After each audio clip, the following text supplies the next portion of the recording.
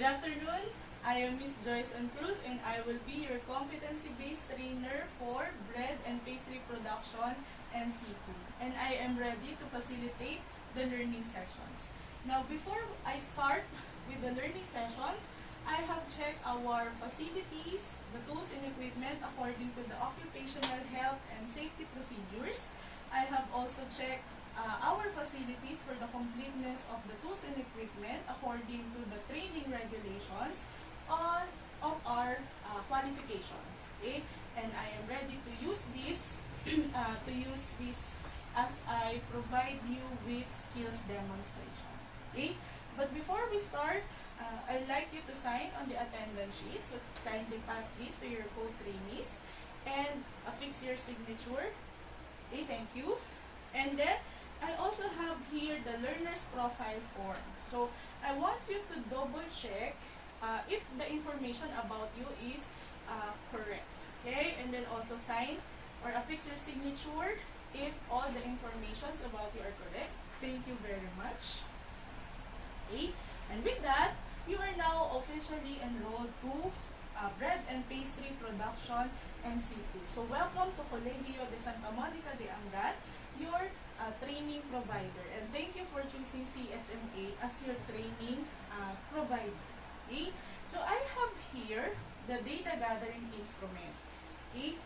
This instrument will help me know you, your characteristic as a trainee. Okay? So this will be my reference in providing my future training learning sessions to you based on your characteristics. So I will give you 10 minutes to answer this, and please answer with all honesty. Okay, so thank you very much. Okay. I will be evaluating your answers after our orientation. Okay? And then I also have a pre-assessment for you. So this will let us know your prior knowledge regarding our topics, your prior learning, and if you have the experience regarding our topics based on our qualifications. Okay, so have the self-assessment check, so you will evaluate your own prior learning. Okay, thank you very much. And then I have also here the pre-test. Okay. So don't worry, this is not actually the test that you are expecting. So it's okay if you will be getting a low score, since this is just a diagnostic tool that will help us know your background knowledge regarding our topics. So answer that for 30 minutes. Okay, thank you very much. Okay. So again, I will be evaluating, checking your pretest after the orientation. Okay. So, welcome again to Colegio de Santa Monica de Angat, and you are enrolled in bread and pastry production and seafood. Okay, now, I want to discuss this house rules, since in every institution and establishments, we also have some rules and regulations to follow. So these house rules are posted within the vicinity of our school, and you are expected to strictly follow the rules and regulations or the house rules of our school. Okay? Now, since CSMA is also providing different trainings for different qualifications, we are using here the CBT approach, or the competency-based training approach, which is different from the traditional educational system. Okay? Because in the traditional educational system, the unit of progression is time, okay? And it is teacher-centered. Okay? So when you were in high school or elementary, so we are all used to for the teachers are giving us all the discussions. So in CPT, or the competency-based training, So, the unit of progression is mastery. A mastery of the specific knowledge and skills. Unlike here, in the traditional education system, so the unit of progression is time. Okay? So, this one is teacher-centered, while the CBT approach is the learner-centered. So, we will be focusing on your performances. Okay? So, this is more on your development as a trainer. So, it focuses on your development as a learner, and it emphasizes on what you can do, not what the teacher can do. Okay? And it is concerned with your knowledge, your skills, and the development and improvement of your attitude. Okay? Any questions? Okay, so thank you. Okay, so here are the CBT principles. So we have 10 principles that we follow here. Okay, so number 1, the training is based on the curriculum that is developed from the competency standards. And these competency standards are given to us by the actual industries, work industries, where in the future, you will also might be employed. Okay, so the learning is also competency-based or modular in structure, meaning each topic is contained in a module where you can easily skip from one topic to another, and it is also individualized or self-paced, meaning you don't have to wait for your other classmates if you are ready to move from to another topic, so you can do so without waiting for the other classmates who are not yet ready. Okay? And then this is based on work that must be performed. And this work is according or aligned to the actual work industry. Okay? So the training materials are related to the competency standards, again, that is given to us by the work industry. Okay?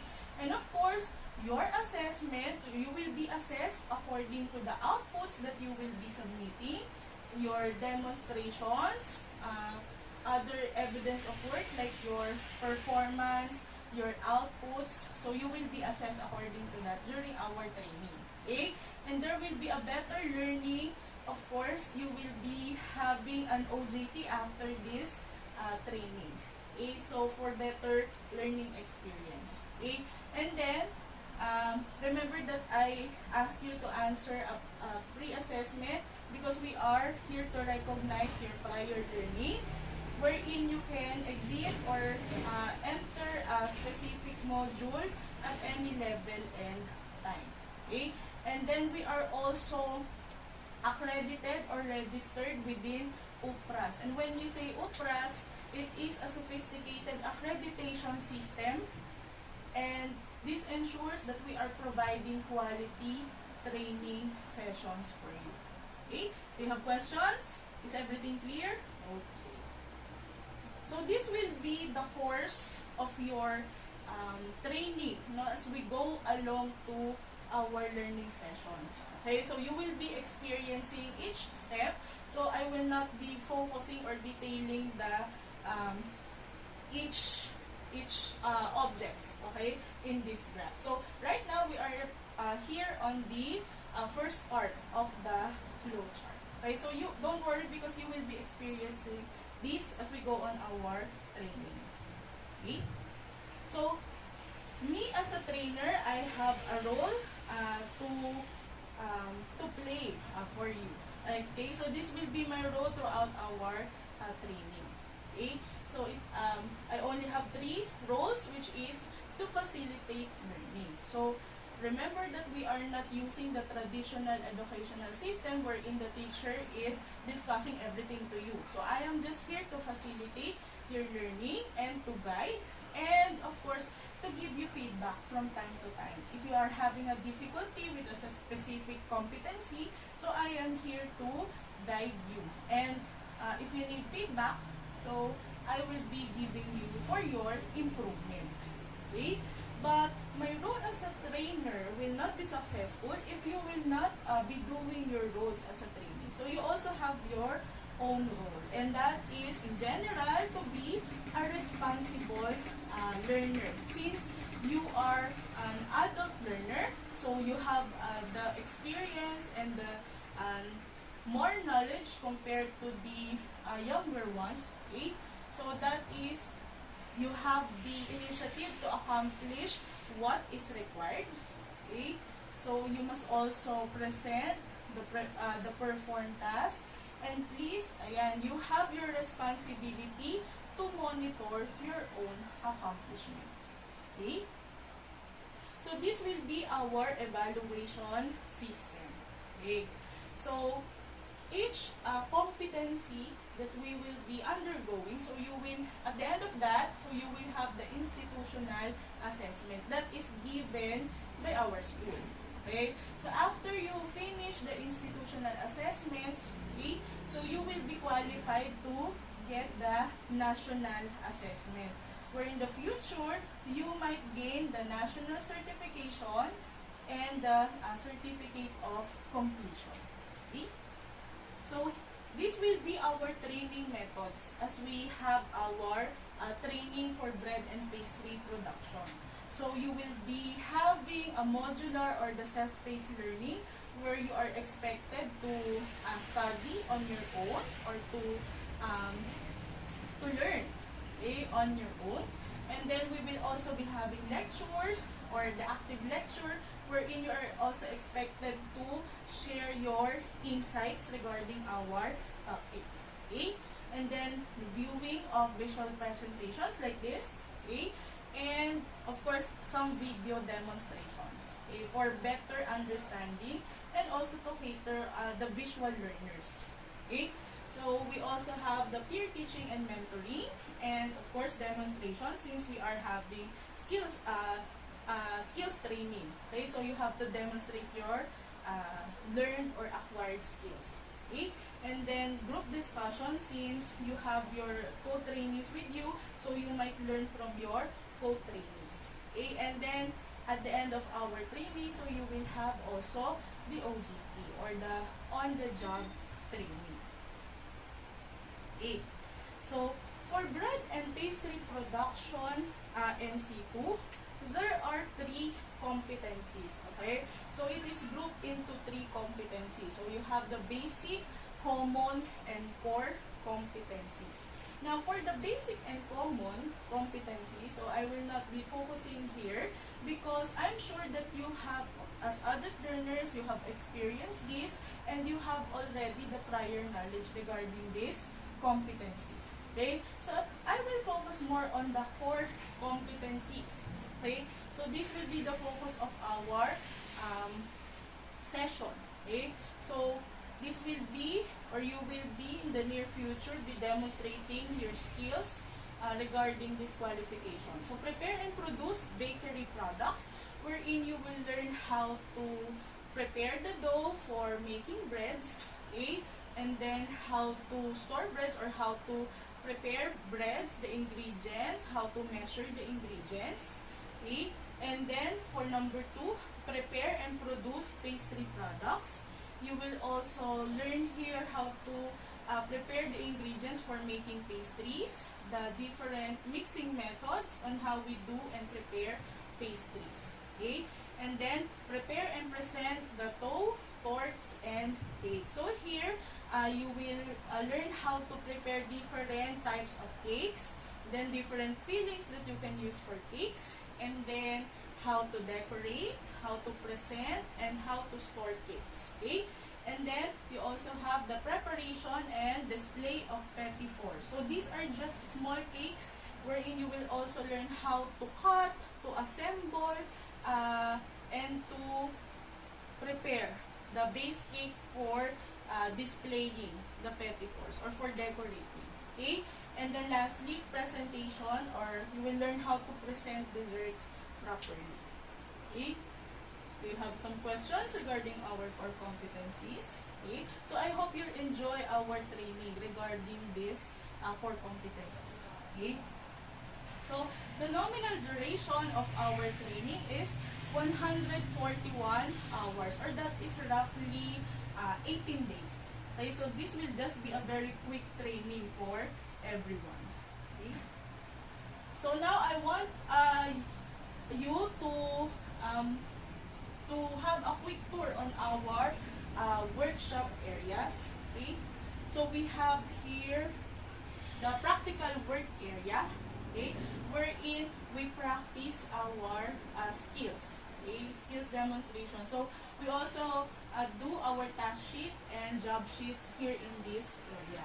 And then the institutional assessment area, so it is where we have the recognition of prior learning, okay, and then I also check the background knowledge regarding our topics, okay? And then the learning resource center, okay? So this is where modules can be found, and you can also do your projects here. And then we have the contextual learning laboratory, where we do our lecture and discussions, okay? And then the distance learning area, in times that you will be sent to an OJT, so this is where we meet virtually. Okay? Then the computer laboratory, where you will be practicing your IT skills based on the training regulations of our qualification. Okay? Then the control area, where the metrology and the quality control is held. Then the trainer's resource area, okay, the trainer's resource area, where I prepare the modules for the training. So this is the place for the trainers. Okay, and then the service support area, wherein the value-added competencies for bread and pastry production can be seen and practiced. Okay, questions? Do you have some questions? Okay, so very good.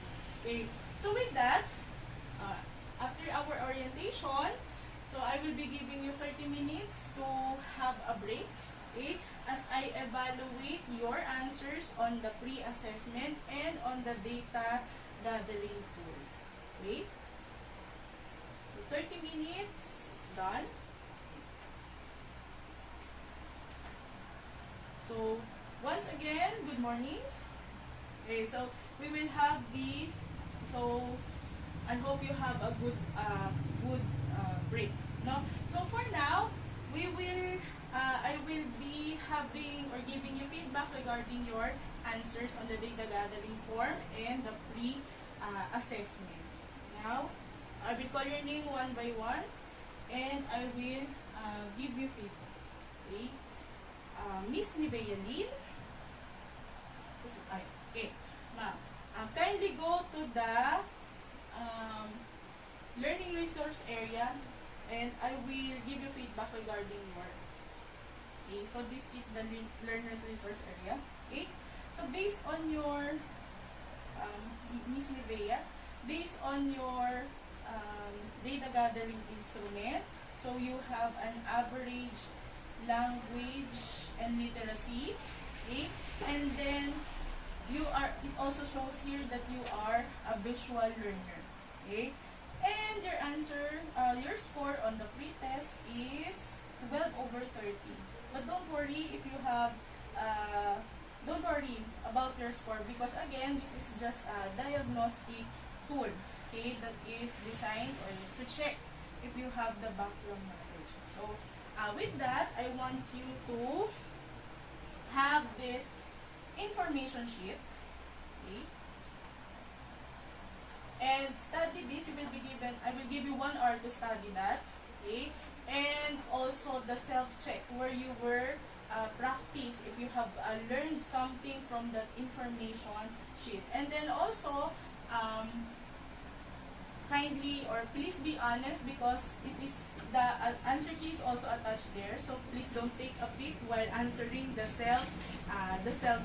Okay, so I will return to you after 1 hour. Okay, so Miss Shirley, okay, so based on your accomplished trainees characteristic, ma'am, you have a very good language and literacy, and it also shows that you are a college graduate. Okay, and then it says here that you are a kinesthetic learner. Okay, and on your pre-test, you scored 20 29 over 30. Wow, that's high. Okay, so that is very good. Okay, so it means that you are ready or you have the prior knowledge regarding our topic. Okay, so now ma'am, do you want to have the institutional assessment? Okay, so that I can formally recognize your prior learning. Are you ready, ma'am? Okay, so in the institutional the institutional assessment, so you will be decorating cakes. Okay, so to recognize or to recognize your prior learning, so kindly demonstrate how to prepare cakes. Wait, ma'am.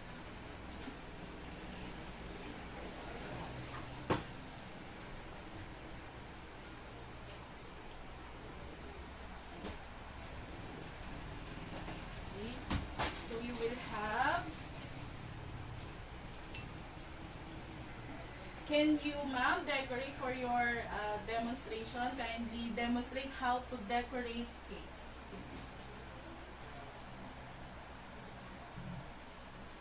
Okay. Wow. So it seems, ma'am, that you have the skills on decorating cakes. So I just want to give a follow-up questions regarding your demonstration. Okay? So, ma'am, can you answer this? So, what are the important factors to consider when decorating cakes? Oh, well, the important factors to consider are content, appearance, moisture content, consistency and texture, and color. Okay, wow, ma'am, very good. Okay, so it shows, the evidence showed that you are already have the prior knowledge in decorating cakes and in the competency, prepare and present cakes, gato, and torte. So I will now give you the certificate. Okay, let's just move this. Okay, I will give you the certificate of certificate. Okay. Now I will go back to Miss Nevaeh, so please wait here. Okay. So ma'am, how is your work? So it's already finished. Okay. So it says here that your answers on the self-check are all correct. Okay, congratulations, ma'am. Okay, and tomorrow I will be, I hope you will get ready for our demonstrations for the competency, prepare and display petty force. So I will give a demonstration first on cutting and assembling petty force. So you are expected to do a return demonstration too. So as you go home, so have a restful sleep so that you are ready for the demonstration. Okay?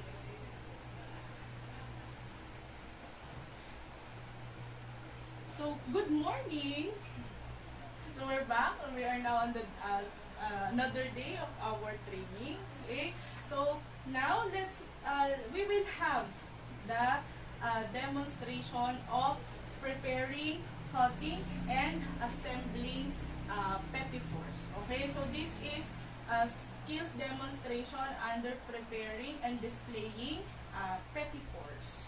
Okay, so before we start with the demo, okay, I want you to have this do's and don'ts first. Okay, so first of all, we must practice safety. So make sure to also, this will be messy since we are preparing food. So we will please clean as you go and be considerate of others. Then also inform me if a problem occur. Okay, and please do the task in an organized manner. Okay, so just be guided with our do's and don'ts so that we can all be safe here. Okay. So here is our my demonstration. Okay, so these are the procedures in preparing and cutting and assembling petty force.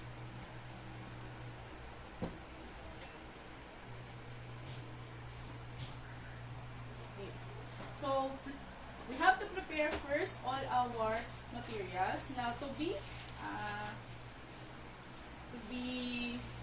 hygienic, of course, we must use our gloves.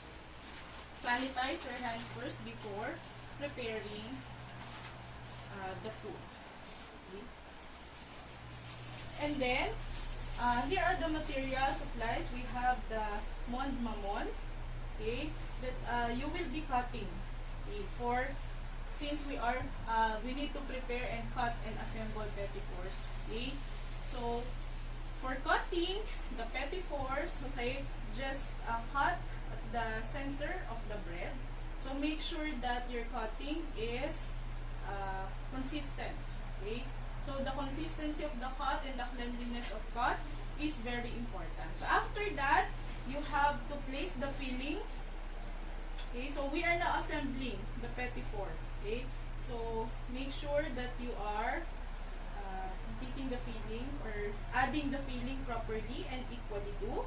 Okay, and then you can add another layer of the bread. Okay, so you will chill this in the refrigerator and it will be ready for decoration. Okay, so that is how you produce, prepare, cut, and assemble petit fours. Now, I want you to have the demonstration. Okay, so kindly get your own gloves for sanitation purposes. Miss Sherilyn, do you want to try first? Yes, ma'am. Okay, very good, ma'am. Okay, kindly try how to assemble cakes. Petit fours. Okay, so you will be guided with the procedures. Okay, and also Miss Nebeya, if you want, okay, if you are also ready, you can start so that you can do this simultaneously. Okay, so this will, or you will be needing 1 hour and 30 minutes to do that. So please be quick.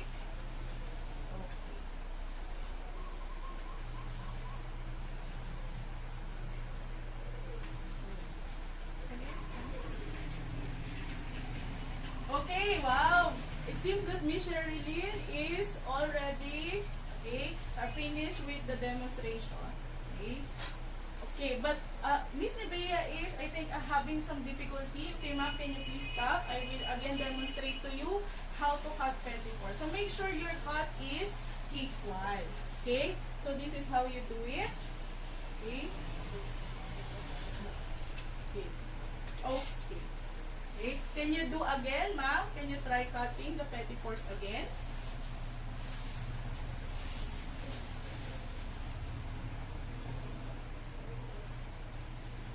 And then the filling, ma'am.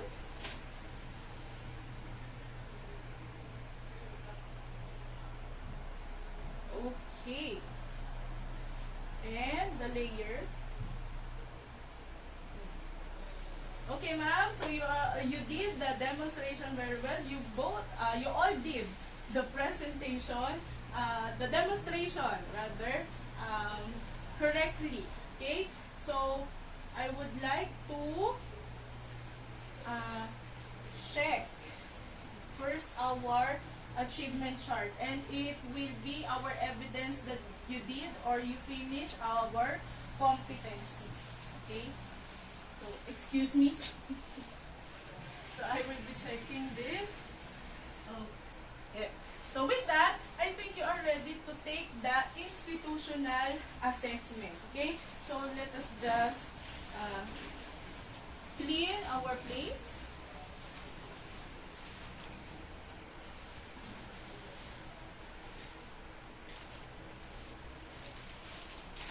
Okay?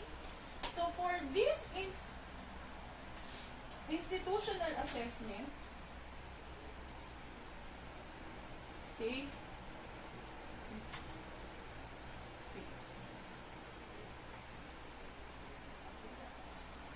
okay, so for this institutional assessment, so you have, or I will be giving you a written test, okay, and then I will also give you, or you will also have the performance test and the oral questioning. Okay, so let's have first the written test.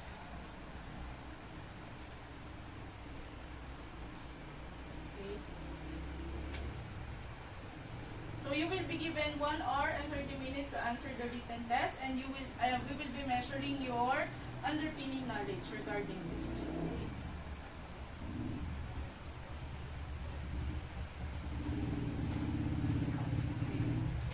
And then, okay, thank you very much.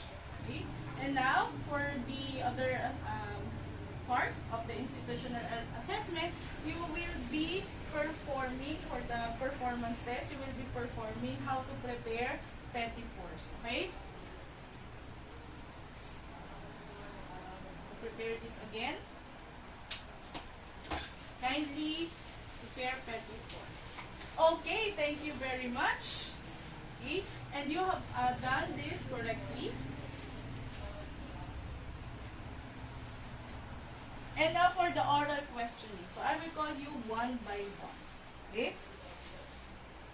Miss Sherilyn, kindly choose 1 to 10. Number 1 to 10. Numbers 1 to 10. 9. Okay, thank you. And your answer is correct. Miss Evaline, your kindly choose numbers 1 to 10. 5. Okay, your answer is also correct. Okay? So, now, after our institutional assessment, so I will give you a feedback regarding your performance. Okay? Let's start with Miss Sherilyn. Okay?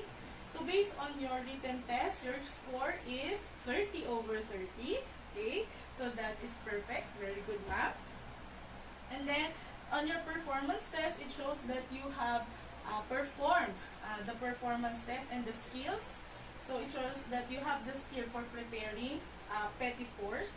And then, for oral questioning, so you have answered the question correctly. So, that shows that you also have the knowledge regarding our competence. Okay?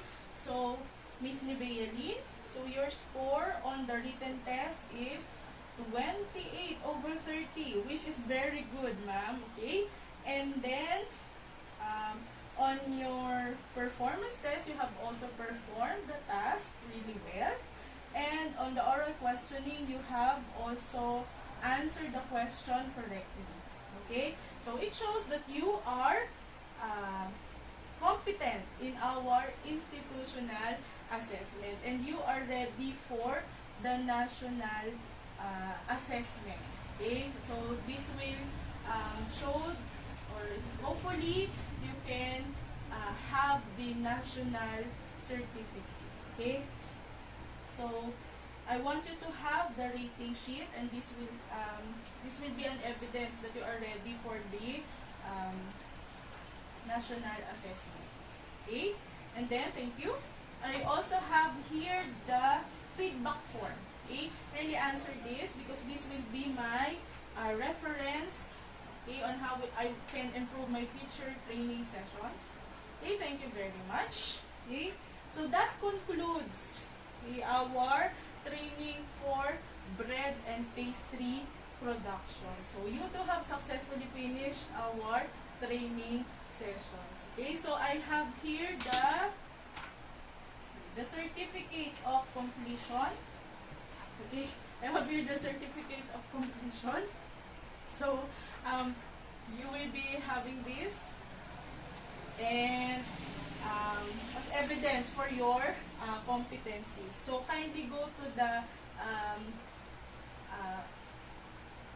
assessment center to register and apply for a national assessment. Okay? So, with that, thank you for choosing Colegio de Santa Monica de Angat as your training provider. I hope to see you all soon, and I hope you will get the national certificate for your future job opportunities. Okay? Thank you. Goodbye, and I hope to see you all soon.